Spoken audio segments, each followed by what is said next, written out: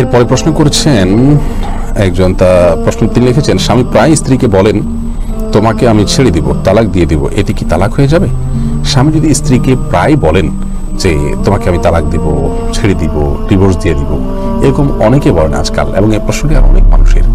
তো এরকম যদি কেউ বলেন, প্রথমত যিনি বলেন তিনি এটি তার ছোট লোকের পরিচয় দেন, এবং এটি অত্যন্ত গর্হিত কাজ। একজন পুরুষ হোক নারী হোক, তিনি তালাকের বিষয় কিছু হলেই তালাকের বিষয় টেনে আনা এবং তালাক দেওয়ার হুমকি দেওয়া, এটা কোনো বড় মনের পরিচয় নয়, বরং আপনার ছোটখাটো কিছুতেই আপনার চরমপন্থায় চলে যাওয়া। এমনকি বড় কিছু যদি হয়, তালাকের বিষয়টা এরকম না যে আমি কথার কথা বলবো, মুখ ফুসকে বলে ফেলবো, মনে চাইলে বলে ফেলবো, এরকম নয় বিষয়টি। কাউকে খুন করার মতো বিষয়টি বলতে পারেন।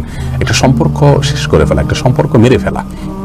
আপনার সাথে কারো মনোমালিন্য হলো, কথা কাটাকাটি হলো, আপনি তার গলায় ছুরি ধরলেন, কিছু হলে আপনি গলা ছুরি ধরেন, বিষয়টা যেরকম জঘন্য, কথায় কথায় তালাক দিয়ে দিব, থাকবো না, এই কথাগুলো একইভাবে জঘন্য। অনেক মেয়েরাও আছেন এমন, যারা পুরুষদেরকে কথায় কথা বলেন তোমার সাথে আমি ঘর করব না, তোমার সংসার করব না, বাপের বাড়ি চলে যাবো। এটা অত্যন্ত গর্হিত কাজ। প্রিয় ভাই বোন আমার, আল্লাহ রাব্বুল আলামিন আমাদেরকে যে জান্নাত দিবেন, সেই জান্নাতটা তো সবর বিনিময়ে দিবেন। জান্নাত সম্পর্কে আল্লাহ বলেছেন যে জান্নাত কেন দেওয়া হবে? বিমা সবরতুম, তোমরা যে সবর করেছো সেই জন্য তোমাদেরকে জান্নাত দেওয়া হবে। বিধায় ধৈর্য ধারণ করতে হবে। তালাকের বিষয়টা এরকম যে আপনি দুষ্টুমি করে যদি তালাকের কথা বলেন, তালাক হয়ে যাবে। অতএব এটা ছেলে খেলার বিষয় নয়, এবং এটা দিয়ে ভয় দেখানোর বিষয়ও না। অনেকে ভয় দেখানোর জন্য এগুলো বলেন, এগুলো উচিত নয়। আপনি তালাক যদি দিতেই হয়, তাহলে আপনার স্ত্রীকে সংশোধন করবার জন্য প্রাইমারি স্টেজ, এরপরে পরবর্তী স্টেজ, তারপরের স্টেজ, একটা একটা করে ধাপ পার হবেন। আপনি তাকে শাসন করবেন, সোহাগ করে সব বোঝানোর চেষ্টা করবেন, এরপরে আপনি অভিমান করবেন, এবং তৃতীয় পক্ষের মধ্যস্থতায় আপনি সংশোধনের চেষ্টা করবেন।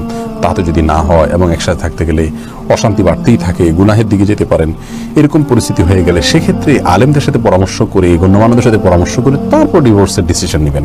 আপনি কথায় কথায় ডিভোর্সের কথা বলবেন, দিবেন, এটা উচিত নয়। এরপরে আসে মূল বিষয় যে তালাক দেব, ডিভোর্স দেব, এরকম যদি ভবিষ্যৎকালীন ক্রিয়া ব্যবহার করে কেউ বলেন, তাতে তালাক হবে না।